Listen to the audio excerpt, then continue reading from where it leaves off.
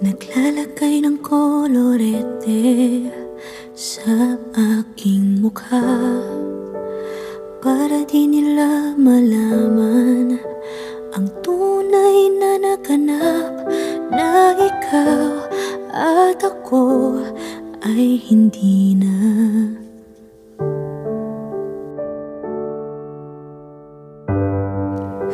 Inensayo pang mga ngiti